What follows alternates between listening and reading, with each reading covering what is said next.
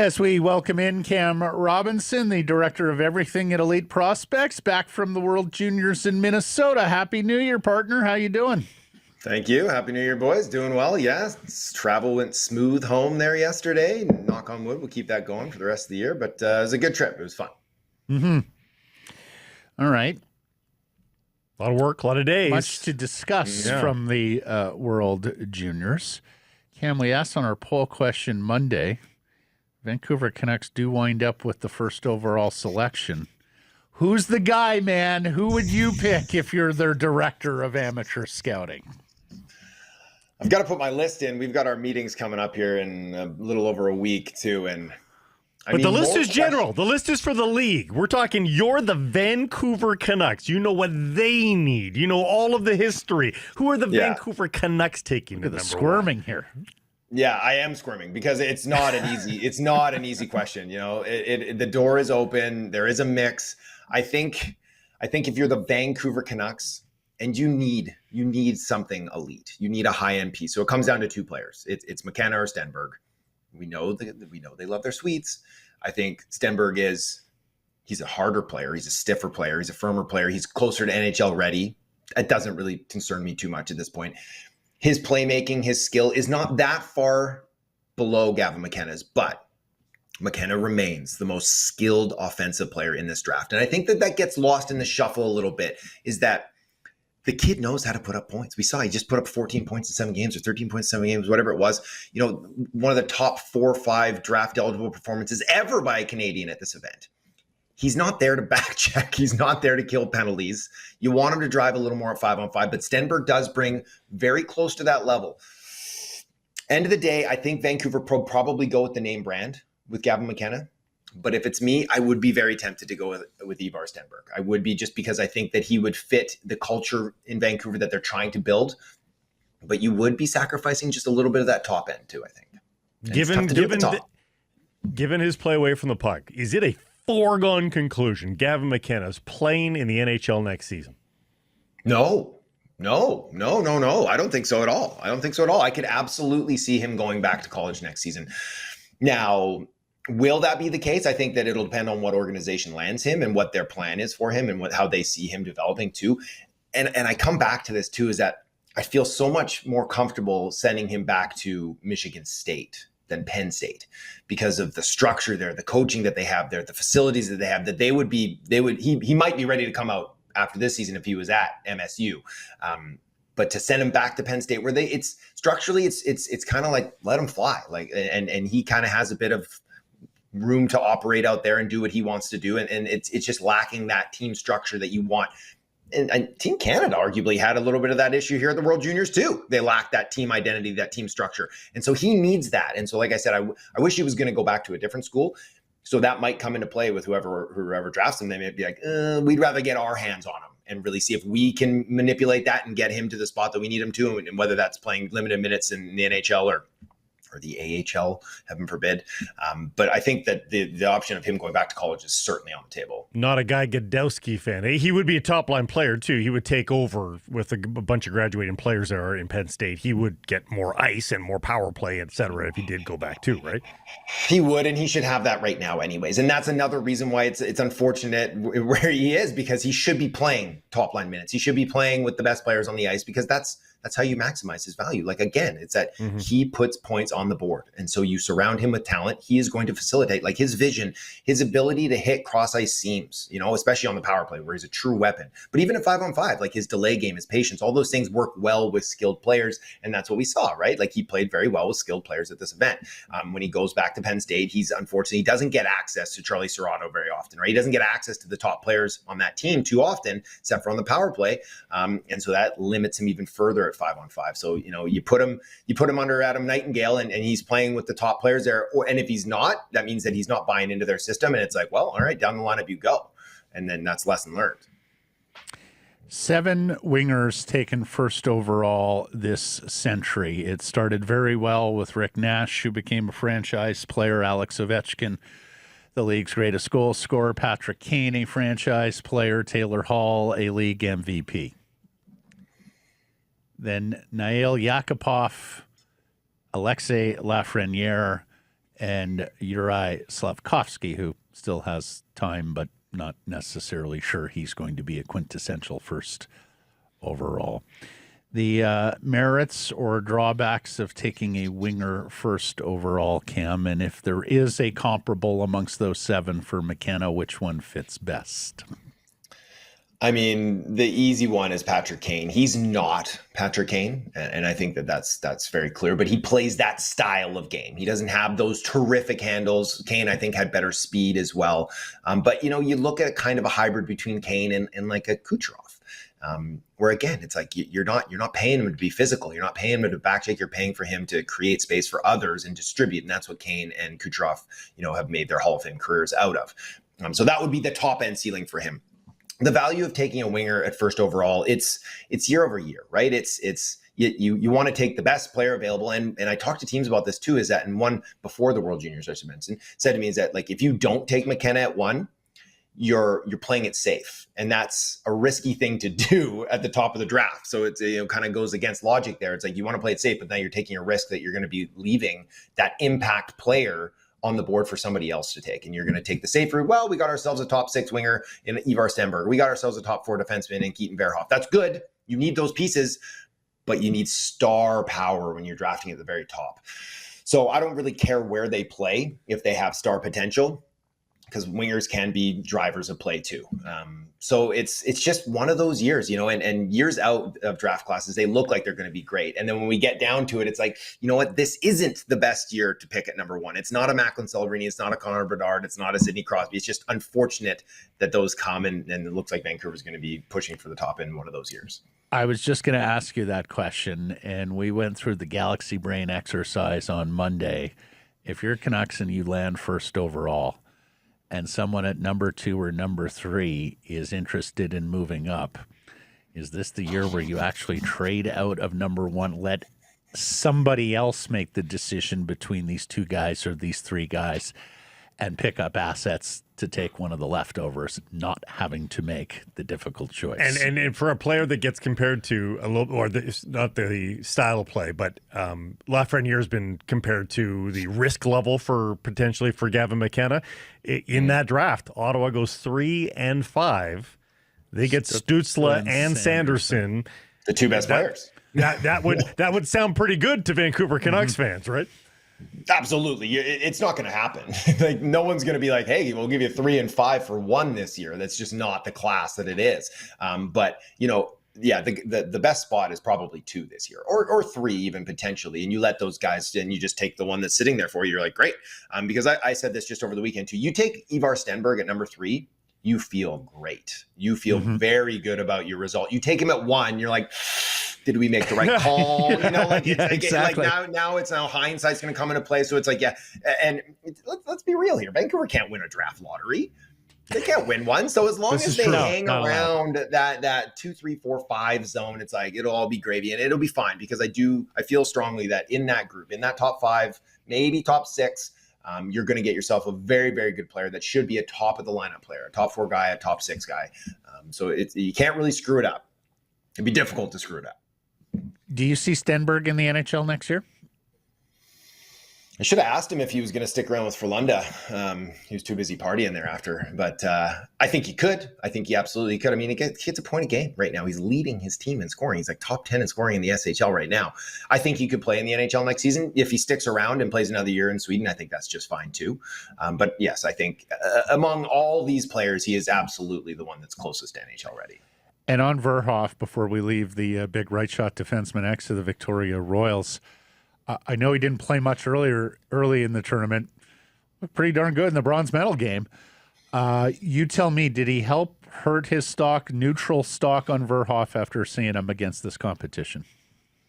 I think he helped his stock, maybe not by a massive amount. And I wrote about that in an article that just came out this morning, is that, he came in the 3rd game and never came back out. And I talked to Dale Hunter, I talked to Gardner McDougall, and they raved about, just the attitude, and that they couldn't take him out of the lineup, even though he made that one egregious error against Finland in the round robin that ended up at the back of the net. And I was like, is that the last we're going to see of Keaton Verhoff? And, credit to Dale Hunter and his staff. They put him back out there a few shifts later, and the boys on the bench, you could see when he played a nice straightforward shift. He was coming back, they were fist bumping, they were tapping his head, they were bringing him, lifting him up too.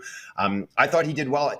For a kid who's blessed with massive size and a cannon of a shot, it was his playmaking offensively that really shined, is that he was able to get up ice and he was making these soft little touch passes into space for the guys to step into and create those high danger chances. And we didn't really get to see him use his shot at all. And then in the defensive zone, a little bit chaotic. He's a raw player. He can get chasing a little bit or looking for that big hit but generally I think he handled the bright lights and the big situations there positively, and teams are going to respect that and they're going to appreciate that. So I do think that he, at the very least, it was neutral. He's still holding strong in that, top 3 window. But I think that his performance there and just his attitude, he's a great kid. He's a really positive kid. And the resiliency after making a bad mistake like that to get back out there and still play well and keep the tournament moving in a positive direction it's good.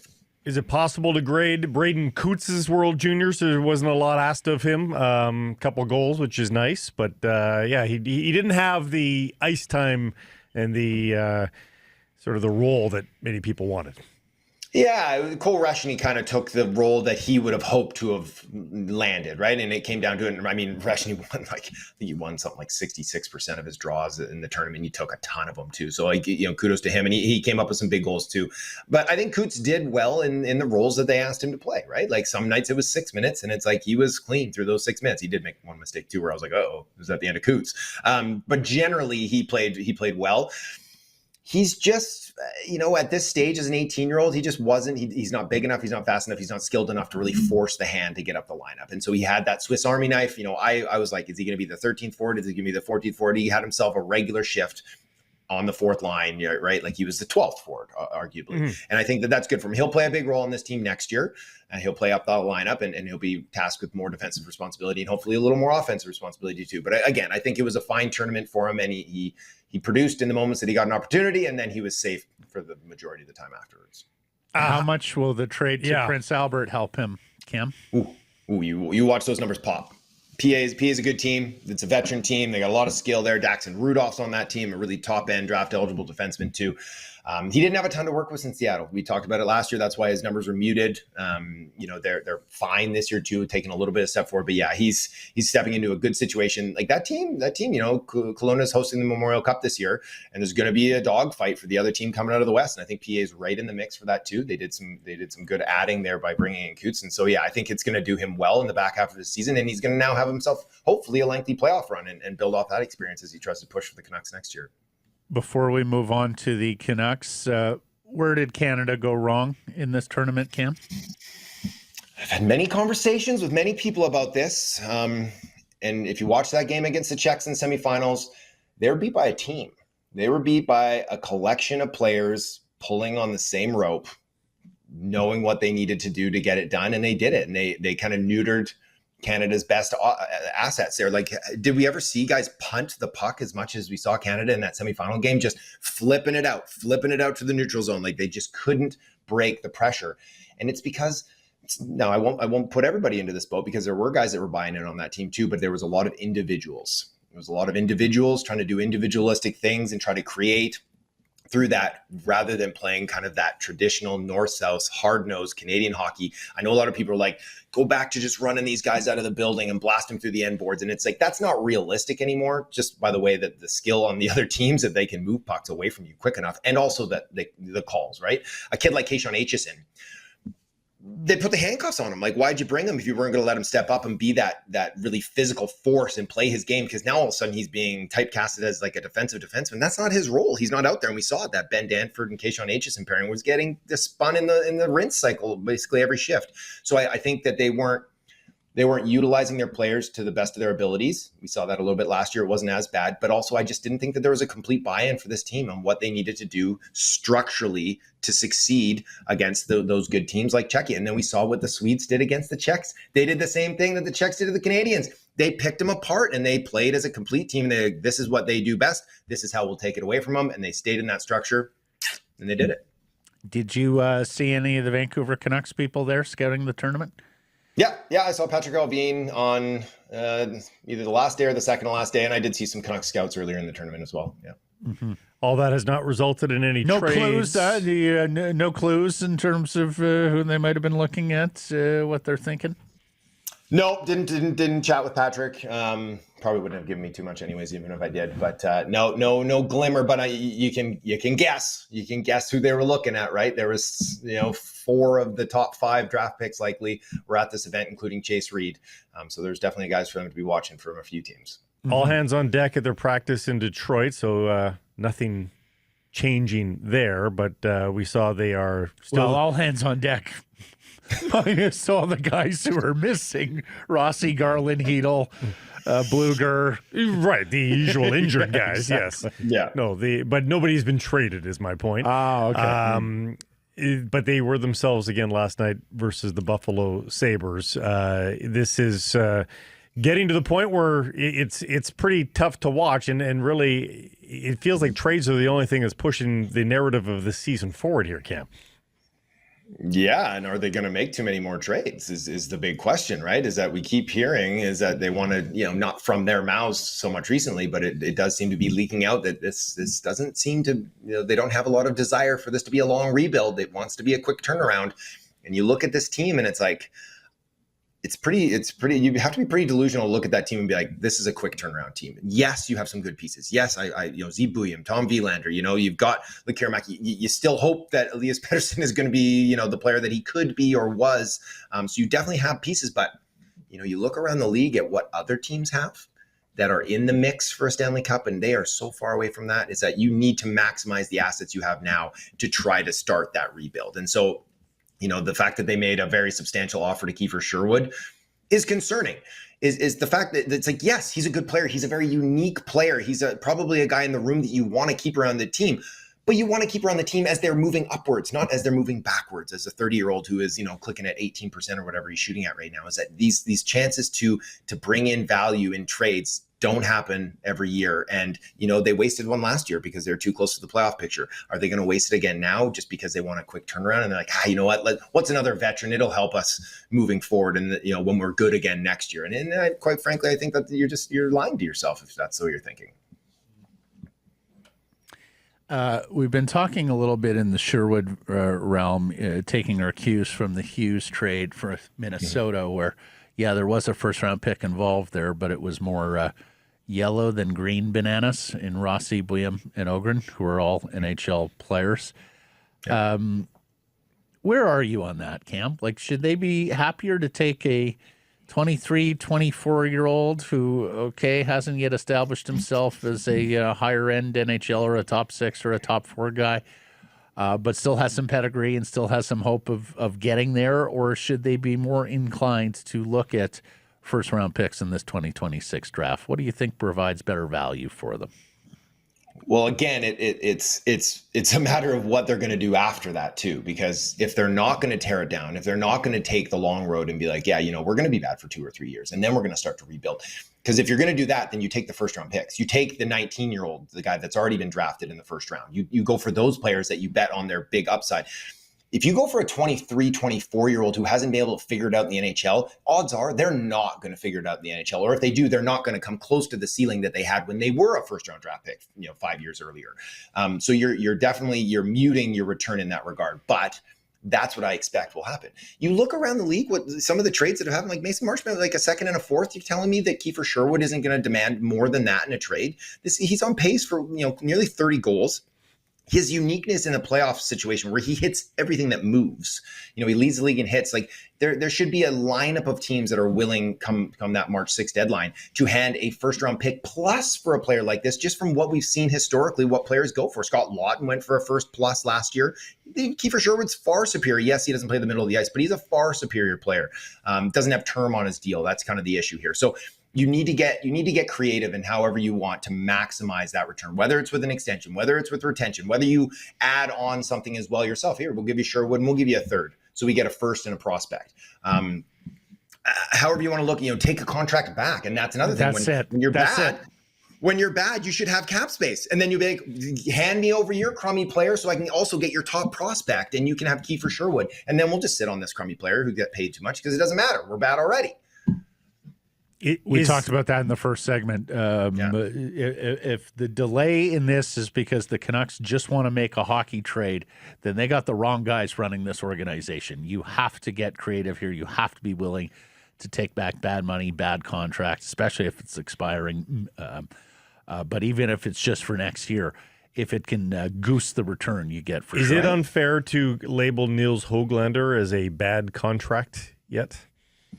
No, I don't think that's a bad contract. I think that there's still upside with that player. We saw it, like it's been a tough sledding here the last 18 months for him. But I wouldn't call that a bad contract. But, he's one of these players that I think that once you move out some of these veterans, now he has an opportunity to get back into the top 6 and maybe he can show some things and maybe he can be a piece for you long term, or maybe now he's a piece that you can flip and actually get something for. But let's be honest here. You look at the East, almost everybody's still in it. Right? There's a ton of teams in the West that are still in it. It is buyers galore and very few sellers.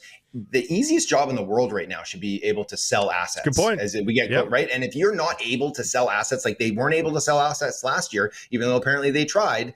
If you can't sell assets this year when you're at the very bottom of the standings, it's like that's got to be the easiest part of your job as a GM. And so now we're getting to the point. It's like if you can't pull that off, well, how are you going to rebuild this team? How are you actually going to pull that off? Late in the third period, as they're mounting that weak comeback attempt, the Canucks themselves were 6 points back. Now we know they're not going to make the playoffs, but when the Canucks themselves are only 6 points back of the playoff, that tells you that everybody else is probably looking at the standings and going, "Hey, I think we got a chance." Right? So you're right. There should be a bevy of buyers, especially for palatable deals like Sherwood's in particular. Like Sherwood should be sellable to 25 teams right now. He makes $1.5 million. Like there's literally no one out there that everybody can just absorb that contract, basically no problem. And if you want the Canucks to eat $700K, well then eat the $700K. That's great. Sure. Who cares? And then we'll toss us an extra 3rd round pick for it too. Like he should be literally the most marketable asset on the market right now. Like it should be easy to sell him. And now I'm not sitting there in the GM's chair, and we know that rival GMs will throw anvils, but they should also know, hey, if I don't step up and get this guy, someone else will. Like if you're Dallas and you're like, do I want Colorado to get this guy? Do I want Minnesota to get this guy? Do I want to be facing him in the playoffs? No, I want to go and make sure that I'm the guy who gets him so that we can, have that impact in our roster. Are we done there? I wanted to ask you one more. Go ahead. Liam Ogrren. Are you starting to get encouraged a little bit? 5 points in 11 games is not all world pace here, but he's not getting a ton of ice time, so that's in 11 and a half minutes of ice time. I mean, I'm falling in love. Yeah, I know it's usually me that falls in love with the Euro, prospects on this team. But look at this guy, and he's blushing over Liam Ogrren. What do you think? I mean, I've loved that kid for years. I was a believer in him. I didn't think that it was real that whatever 1.18 games would he ever had in mini. I thought it was circumstantial. Zero. It was deployment. Yeah. Zero. Was it zero? Yeah. It was zero. Sorry, Liam. I tried to give you a phantom apple there. He probably got robbed out of a second assist somewhere, but. I think that I still believe that he has the upside to be a really very useful top 9 winger who has some brute strength, who has some outside speed, who has the kid's got a shot. Like he has a heavy release. I think he can make plays. I think that he can play defensively. So I am still very much in the camp that this is going to be an asset for Vancouver. And a lot of people looked at it right away. I was like, kind of a toss-in player there. The former first round pick. No, I think that he could there's a world where he maybe becomes more impactful than Marco Rossi does for this team. For sure. Right? For sure. Well, he's been more noticeable. Small sample size. He can play a power game. He can play a speed game. His hands are pretty good. Yeah, no, I have very high hopes for the young man. And the other thing is you love watch it. Like the confidence is building and you can see it there visibly on the ice. Mm-hmm. Cam, thank you so much for this. Appreciate it. Look forward to next week already, bud. Talk soon, fellas.